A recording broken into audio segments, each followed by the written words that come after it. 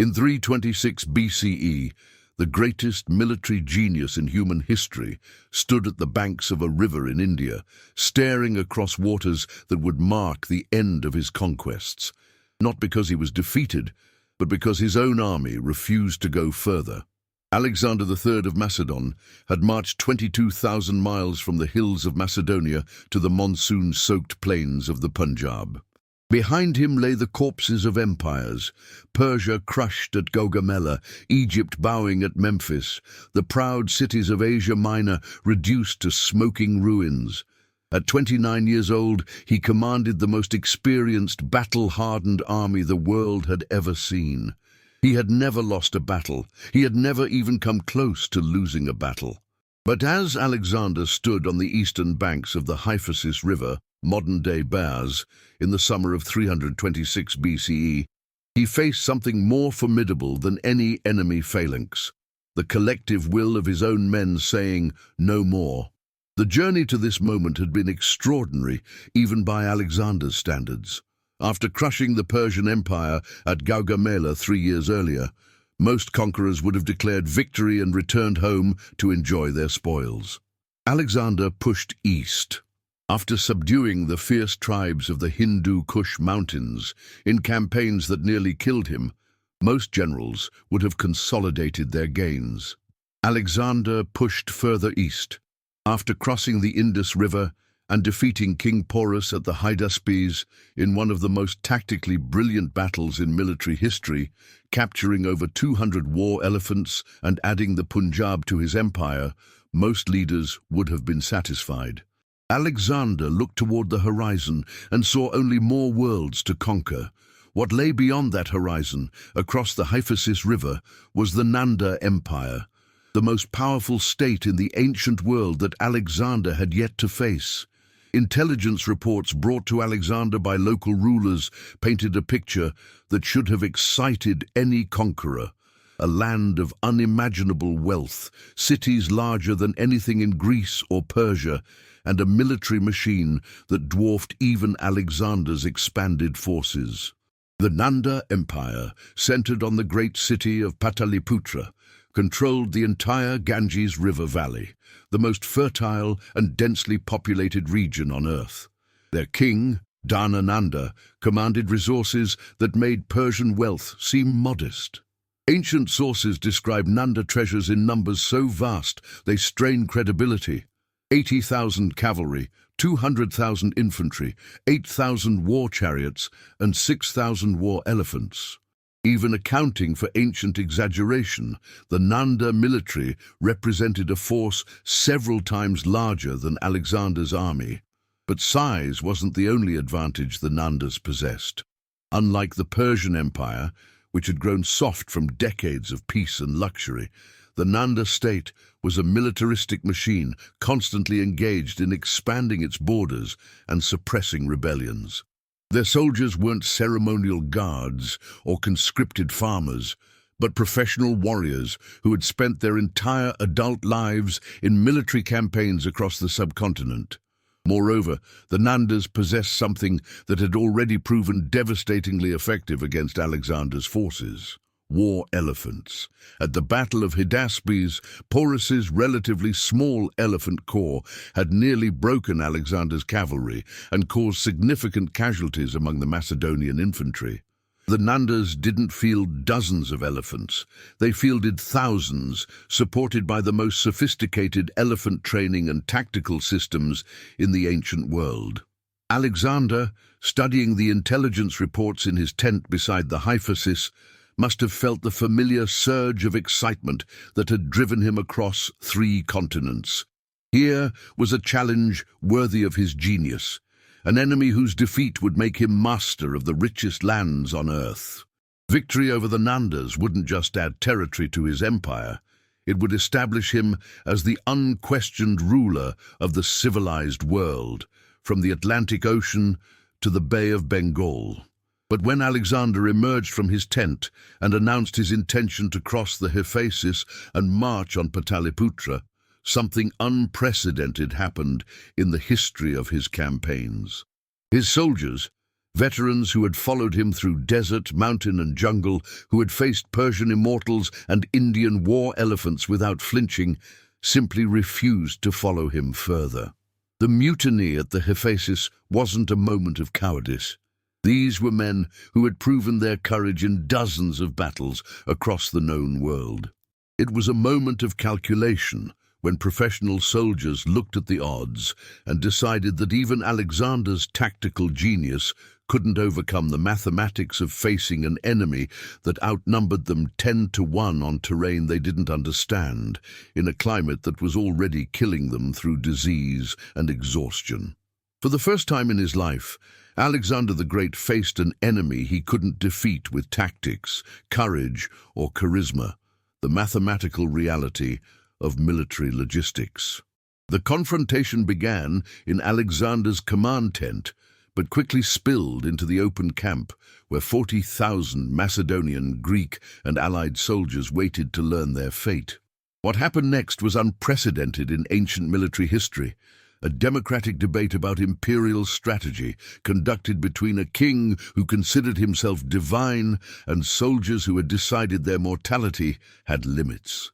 Conus the Elder, one of Alexander's most trusted commanders and a veteran of every major battle since the crossing of the Hellespont, spoke first. His words, recorded by the historian Arrian, cut straight to the mathematical heart of the situation. "Sir, if there is one thing above all others a successful man should know, it is when to stop." The speech that followed wasn't emotional pleading, but cold military analysis. Conus detailed the condition of the army after 8 years of continuous campaigning across 22,000 miles of hostile territory. Disease had reduced their numbers by nearly half. The monsoon rains of India had rotted their equipment and weakened men already exhausted by years of forced marches. Most critically, they faced an enemy whose numbers made victory, while perhaps theoretically possible, practically suicidal.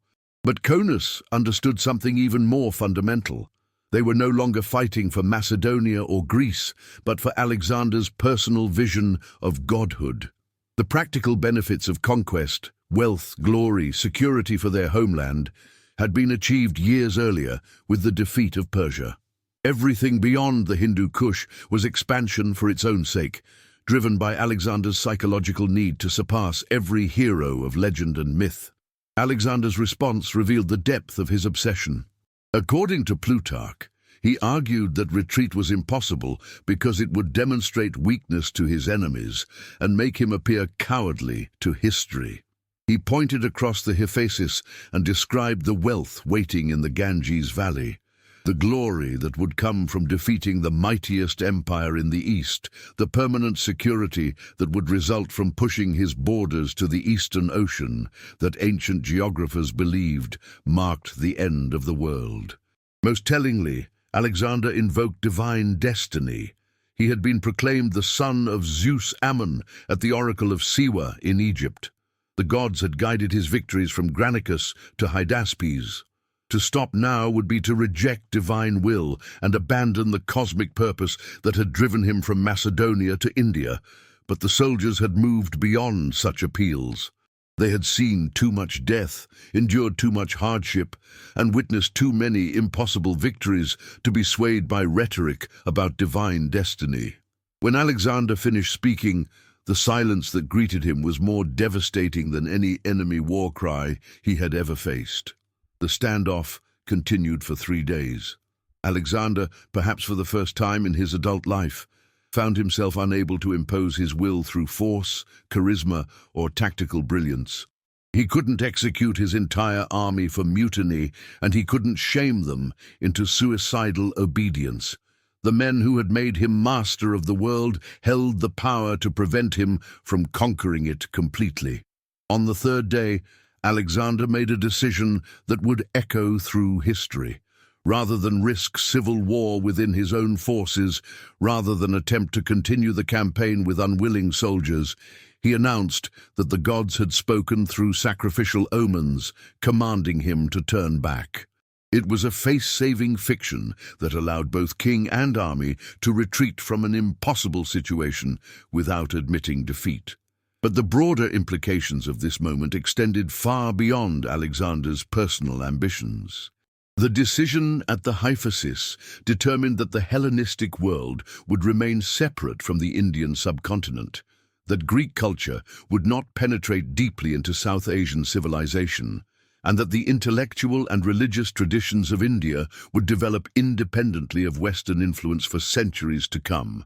Even more significantly, it meant that Alexander's empire would remain conquerable.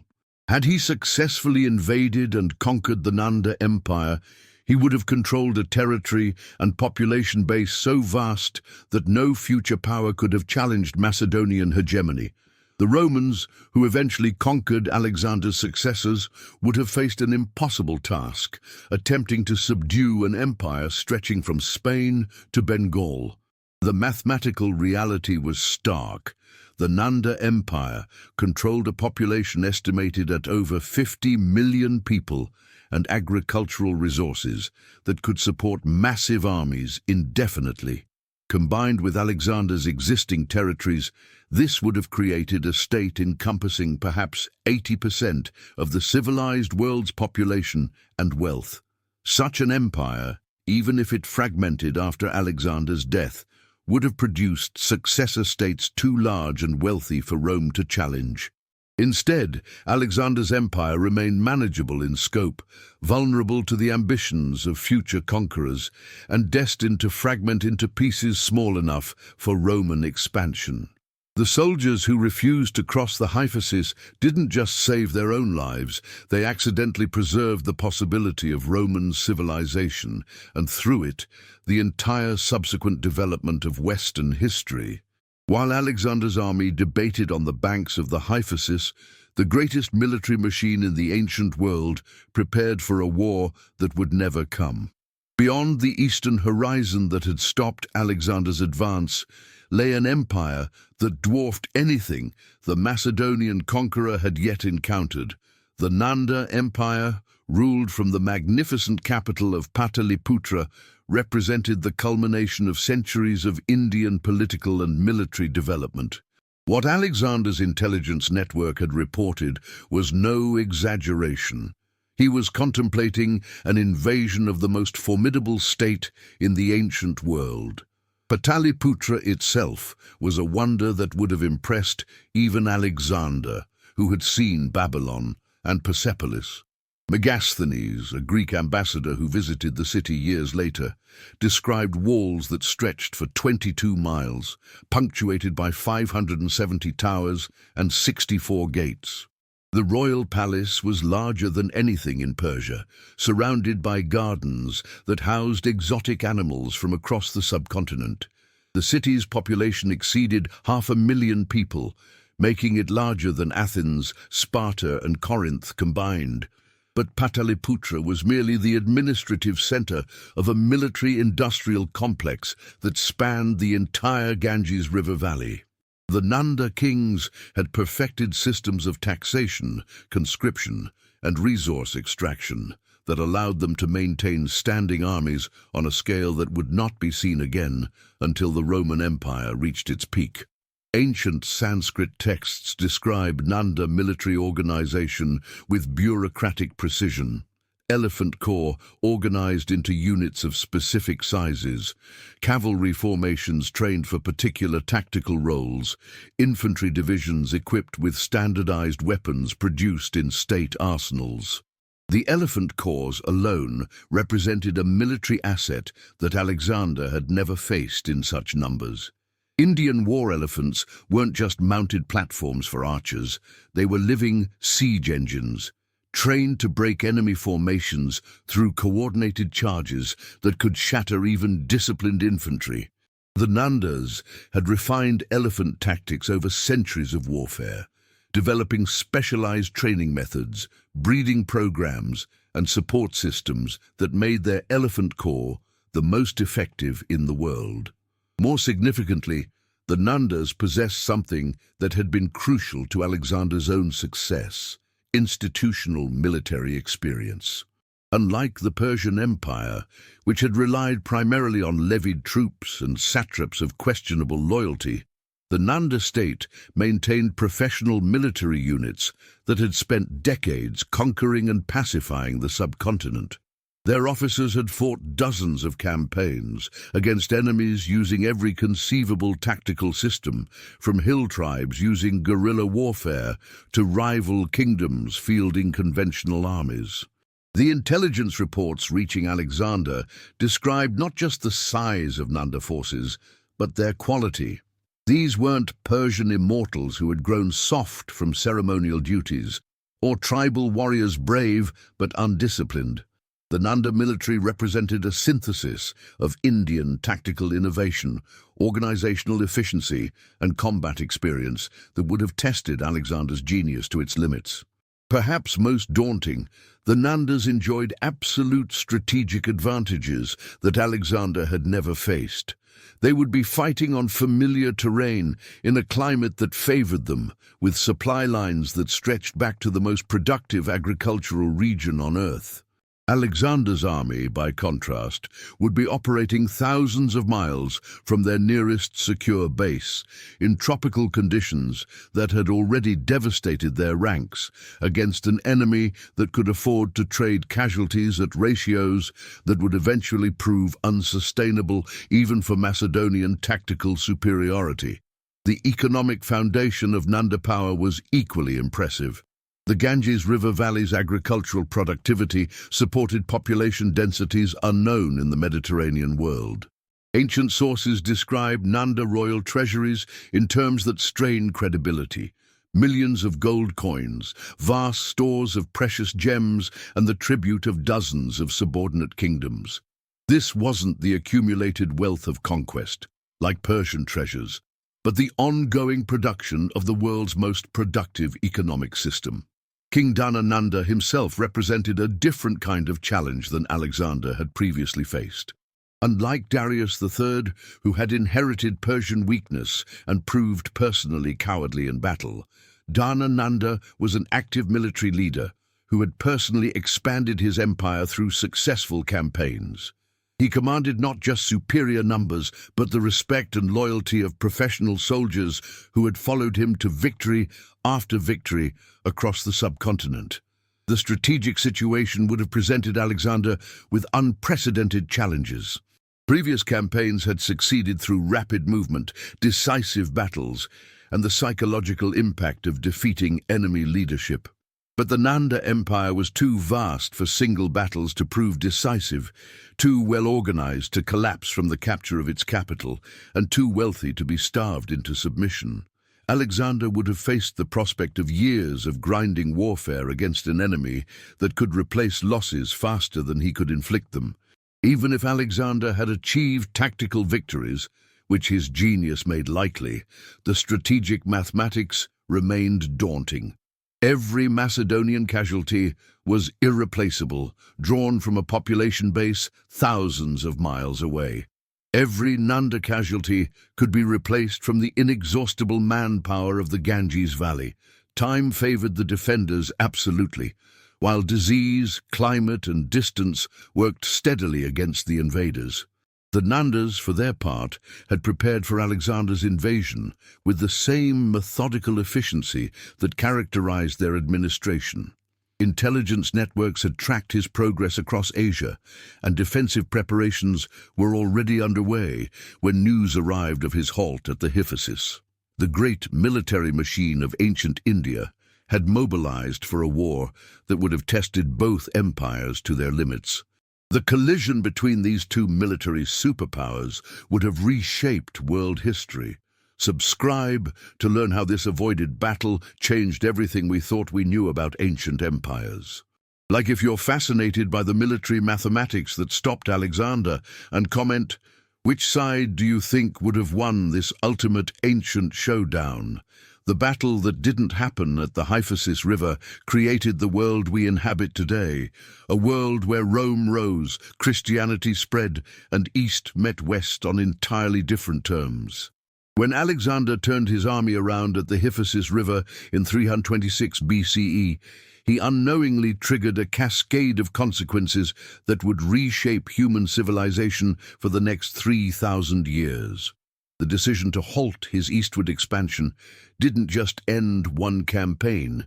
It determined which empires would rise, which religions would spread, and how the fundamental balance between East and West would evolve throughout history. The immediate consequence was the preservation of Indian independence and the continuation of subcontinental political development along indigenous lines.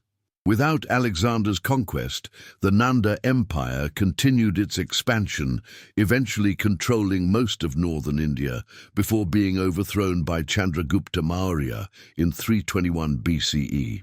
The Mauryan Empire that followed would become one of the largest and most sophisticated states in the ancient world, encompassing almost the entire Indian subcontinent under rulers like Ashoka, who converted to Buddhism and spread that religion across Asia. This uninterrupted Indian development had profound implications for world religion and philosophy. Buddhism, Hinduism, and other Indian spiritual traditions evolved without significant Western influence, maintaining their distinctive characteristics and eventually spreading across East and Southeast Asia. Had Alexander conquered India, the encounter between Greek philosophical thought and Indian religious concepts would have occurred under entirely different circumstances, potentially creating syncretic traditions that might have prevented the later spread of both Buddhism and Christianity. But the most dramatic consequence was the impact on Roman history.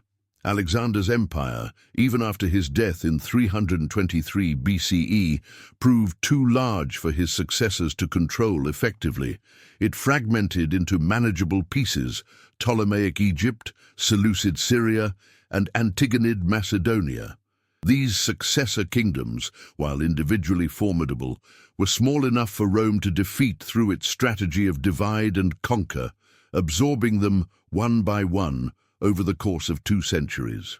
Had Alexander successfully invaded India and incorporated the Nanda Empire's vast resources into his realm, even the fragmented successor states would have been too large and wealthy for Roman expansion.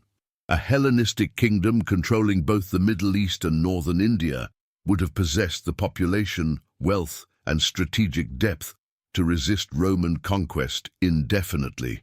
The Roman Empire, confined to the Western Mediterranean, would never have achieved the size and power that allowed it to dominate European development for the next millennium. Without Roman hegemony, the entire trajectory of Western civilization would have been unrecognizable. Christianity, which spread throughout the Roman Empire and eventually became its official religion, would have remained a minor Jewish sect without the imperial infrastructure that carried it across Europe, North Africa, and the Middle East. The legal traditions, architectural innovations, administrative systems, and cultural synthesis that Roman rule created, the foundations of European civilization, would never have developed. The linguistic consequences alone would have been staggering. Latin, which became the basis for Romance languages and the scholarly lingua franca of medieval Europe, would have remained the dialect of a minor Italian city-state. Greek might have retained its position as the language of learning and culture, but under the influence of Indian philosophical and mathematical concepts rather than Roman practical organization.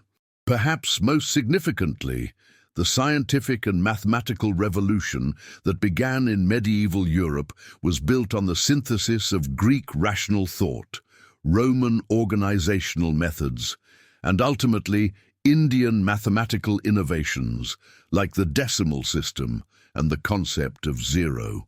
Had this synthesis occurred under different political circumstances, with a Hellenistic Indian Empire as the dominant civilizing force, the timing and nature of scientific development would have been entirely altered.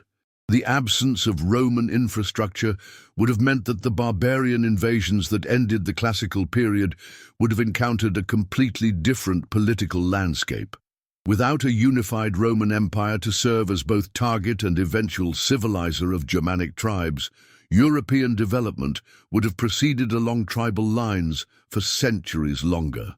The feudal synthesis that eventually emerged from the combination of Roman law, Christian theology, and Germanic custom would never have occurred. Even the Islamic expansion that began in the 7th century CE would have faced entirely different circumstances. Without a weakened Roman Empire to conquer, without Christian theological concepts to respond to, and potentially facing a powerful Hellenistic Indian civilization to the east, Islamic civilization would have developed along completely different lines.